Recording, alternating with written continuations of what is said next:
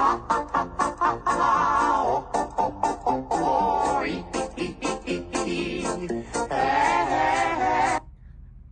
listening to WMCK on TuneIn.com, and this is Tooshie Talk. All right, you guys, welcome back. This is the season premiere of Tooshie Talk, and I have a lot in store, so let's get right into it. Let's go.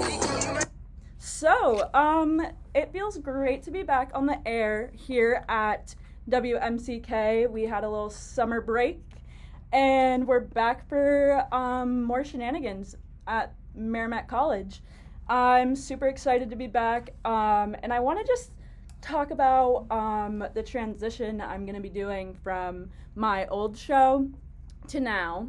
And I think it's important that there's a big difference between my old show and my new show.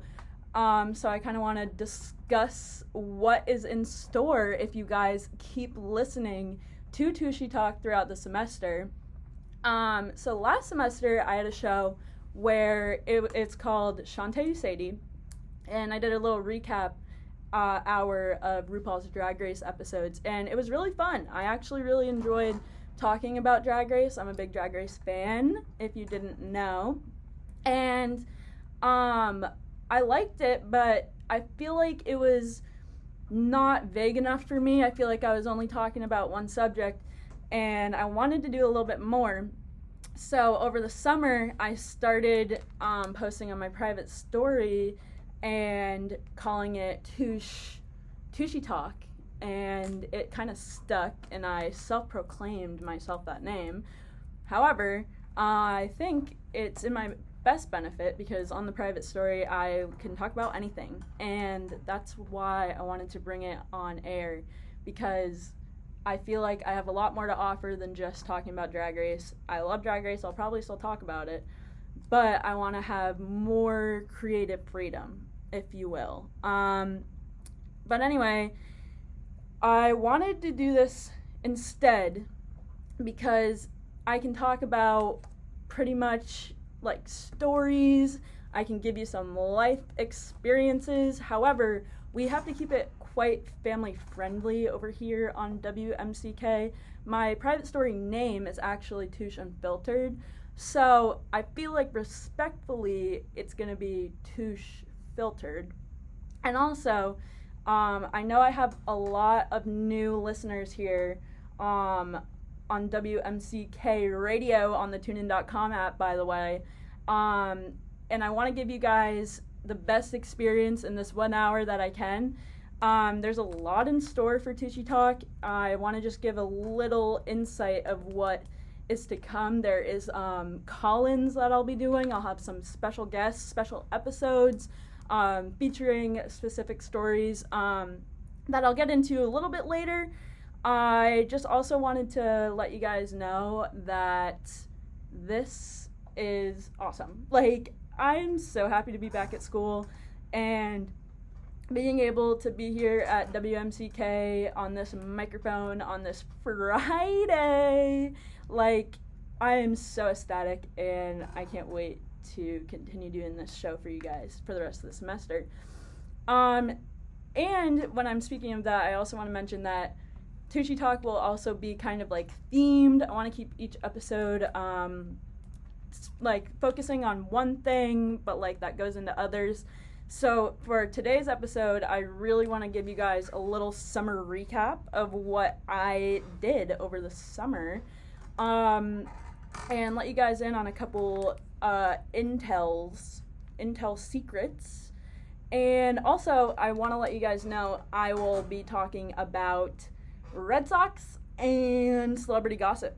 And in celebrity gossip, I do want to mention that Nessa Barrett's album or EP came out today, Pretty Poison. We gave it a nice listen this morning with the ladies, and not that bad, honestly.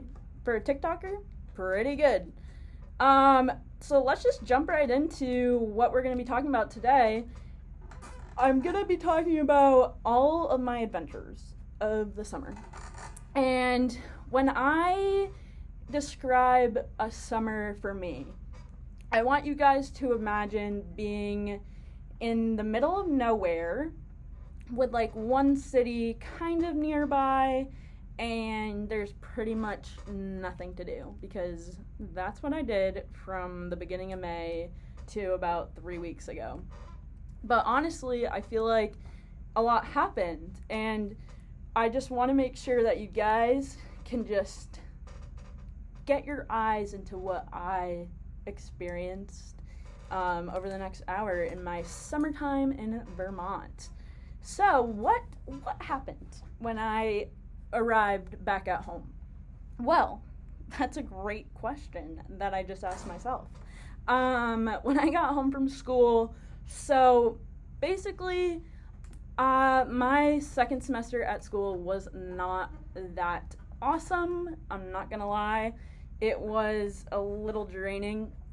I went through a lot of stuff, and I honestly did not think that it was gonna come around for me. I was like, the universe said, nope. They were like, yeah, no. You're gonna have a terrible, well, not terrible, I feel like that's a little bit of an exaggeration, but you're gonna have a traumatizing second semester of your freshman year at college. And that is not something that I knew.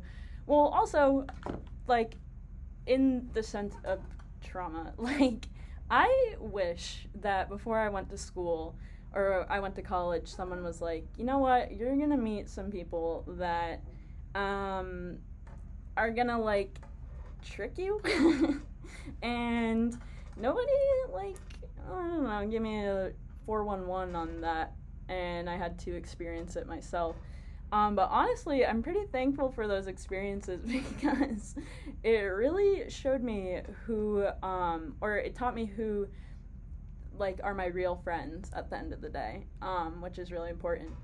And when I left second semester, I had also just met, like, so my best girlfriends at school, like, I didn't even know them. Like, I was not friends with them up until, like, the week or two before we went back home.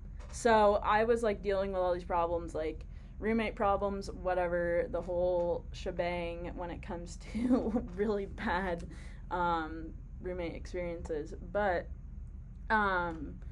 it made me grow a lot as a person, and I was able to really filter out what qualities I like for people in my life, which just sounds so, like, extra, but, like, if you don't ever have that experience or go through something traumatic like I did, like, I don't think your eyes will ever open enough to see, like, who are the real and who are the fake. But anyway, so I went home and I felt a little refreshed. I was like, all right, I'm out of that place. Also thinking about how I made all these awesome relationships before I went home. But I was like, okay, so we're gonna take the summer and, like, get to know myself a little bit more because of what I want in my life. Exactly. So anyway, I thought the roommate problems were over, and then, like, at the beginning of the summer there were just problems, and then now they're, like, completely erased from my life. But honestly, it's fine, and for the better.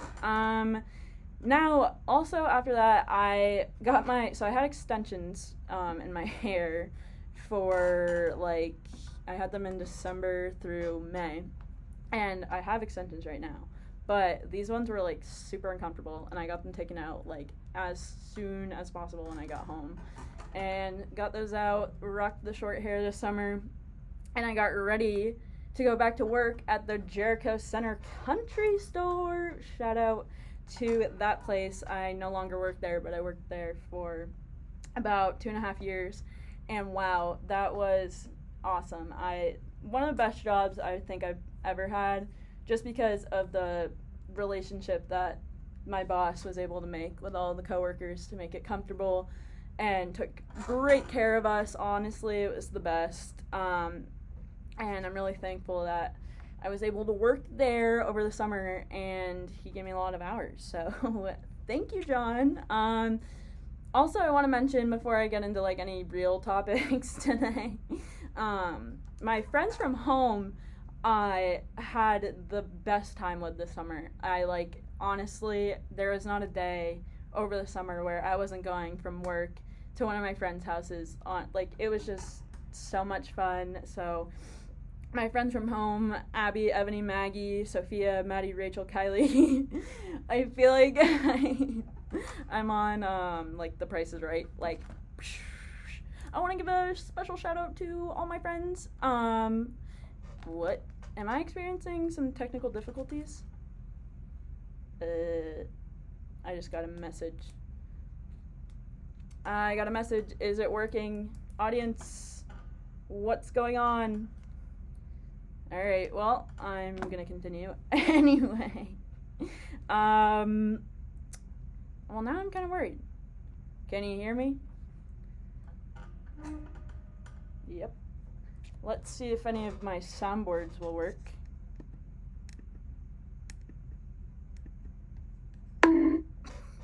Bonk. Alright, well. Oh, I got a message from my audience.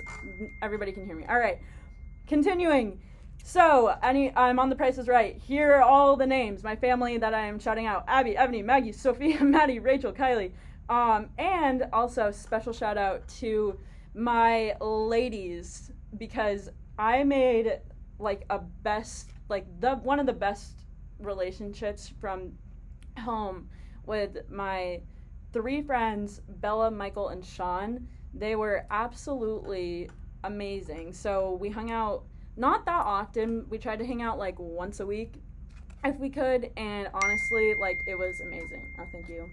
Tyler can hear me. And also my very best friend, Molly Warren, who started her freshman year at Northern Vermont University. I am so proud of her. She has been one of my best friends since like sophomore year, junior year of high school, and she's, oh my god, my text. Guys, alright, I understand.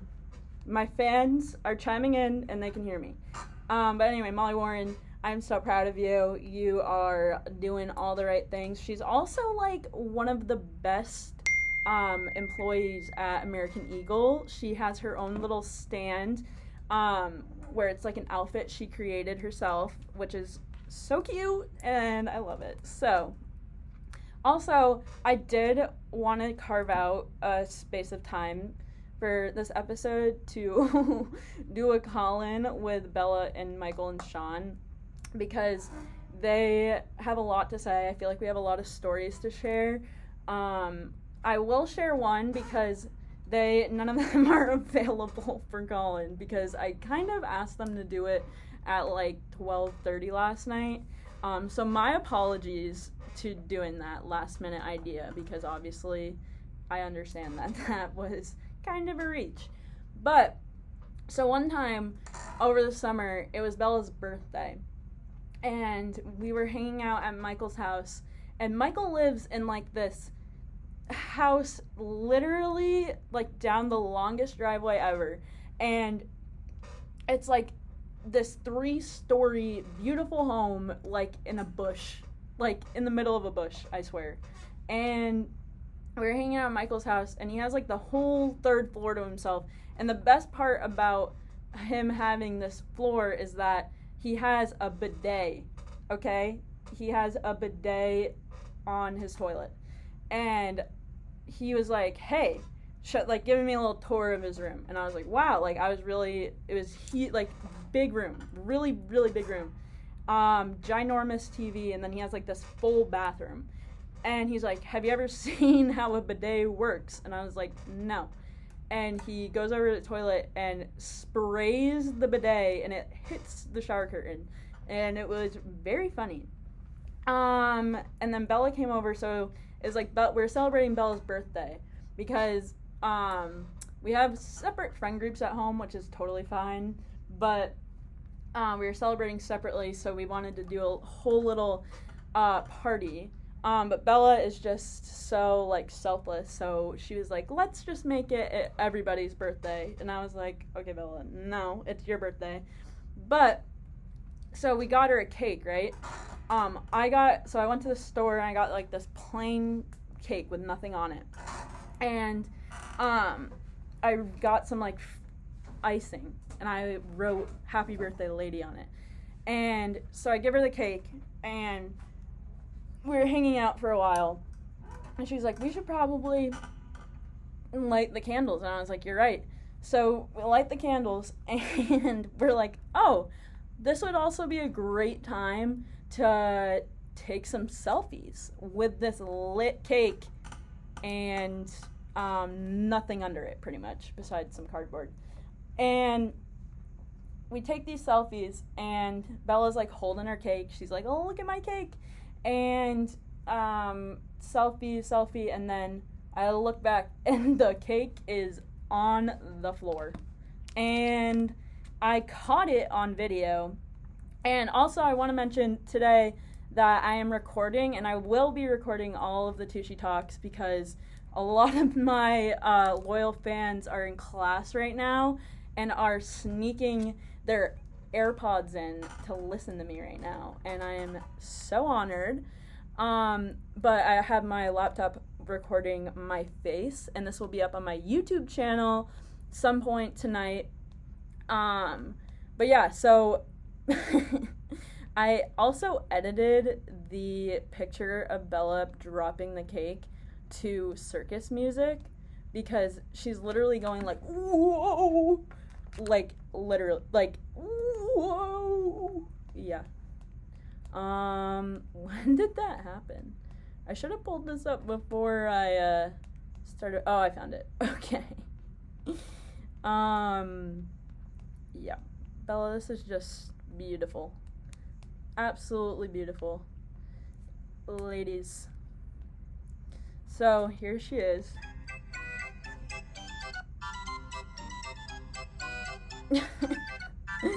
Yep. Dropping the cake. But yeah, that's just a little funny. Oh, and how could I forget? She dropped the cake on my leg. On the frosting, my leg broke the cake's fall because the cake was salvageable. We ate it. It's not like the top even hit the ground because my leg broke the cake's fall.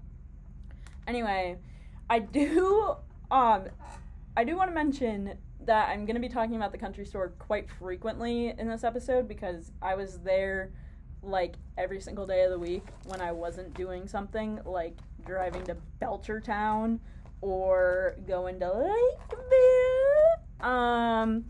But before I jump into the next subjects today, I do need to do a commercial break. So we'll be right back.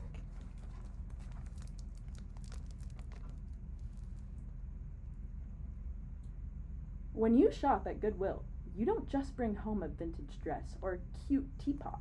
You bring home so much good to the community because your purchases found fun job training and more in our neighborhoods. Learn more at goodwill.org, brought to you by Goodwill and the Ad Council. Wow. Fantastic commercial. I can't believe it. Goodwill has more than just cute teapots. So this summer I worked at a country store. I'm from Vermont, if you guys didn't know. But in Vermont, country stores are a big thing. I know they're a big thing kind of around here, but they're more like novelty, like they're more like, I don't know, like for tourists and stuff. But this country store is in the middle of the town of Jericho, is where it is from. Is English? I'm having word vomit. So it's in the middle of Jericho Center, and that's where I live, and it's like 2 minutes down the road from my high school, and like 5 minutes down the road from like the town over. So people are coming in and out of this country store all day. I worked at the cash register and the Creamy window. I have a lot of friends from Massachusetts, and a Creamy is a soft serve ice cream, FYI.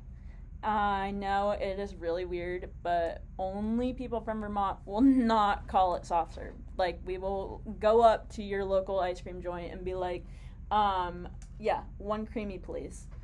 Hold on a second. Ooh.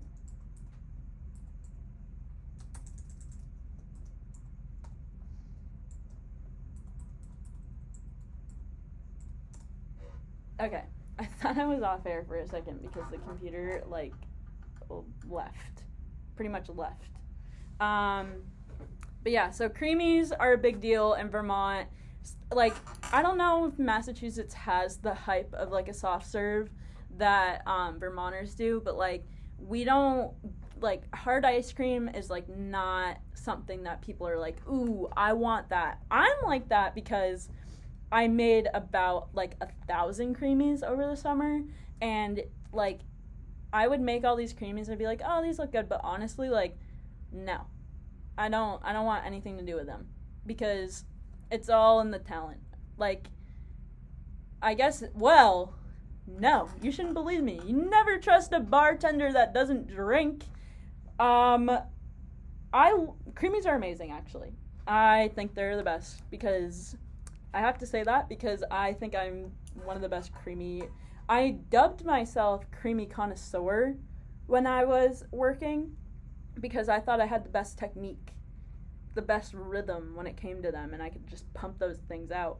But when it comes to the country store and the ice cream, I want to share a little debacle, a little something that would really grind my gears when I would go into work my shift on like a Friday night.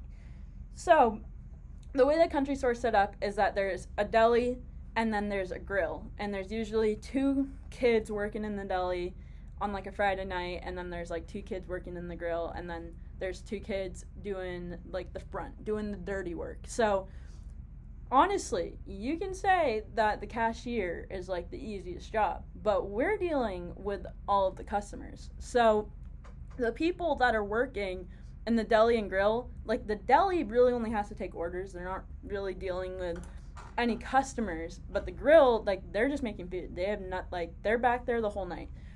But for me, I'm up front. I'm front and center all night dealing with these customers. And there's only so much of so on a typical Friday night there'd be like 6 of us working, but the foot traffic that would come into this store is like ridiculous. Like, it was so hard. Every like Friday night, on a hot Friday night, I'd be making like 100 creamies. Like, I wouldn't even turn from the creamy machine to look over at my coworkers. Like, I had no idea what was going on behind me because that's how big of a deal creamies are. Like, emphasis on these things are like unicorn magic to Vermonters, I swear. Like, Vermonters fuel off of maple syrup, marijuana, and creamies. Like, that's it. So we have a creamy machine. There's 2 flavors. There's we'll put it, say for example, there's chocolate and vanilla, and then there's a twist in the middle of chocolate and vanilla. So we have that one machine, and then we have our dip tray, which is where we dip the creamies in like hard chocolate. And then we also have our milkshake machine. Okay, this is where it gets a little interesting. This milkshake machine is forbidden. Like, it is not okay. John, I'm not trying to slander this milkshake machine, but it caused me pain. Like, it really caused me emotional breakdowns over this milkshake machine. And you're like, why are you being so dramatic about making a milkshake? Well, let me paint you a picture. So, it's a Friday night. It's 5 o'clock. A soccer game just ended. I'm at the creamy window. There's like 100 kids, right? They're like, I need ice cream because they need sugar more than they, like the hyper kids that come up. They're like, creamy, and I'm like, sure. But these kids would be like, oh, I want, you know, like, small creamy, and then they'd, like, look over at the menu and be like, oh, you guys have milkshakes? And I'm like, no, but yeah, like, yeah. And they'd be like, oh, and so say, like, one of our flavors was vanilla, we could add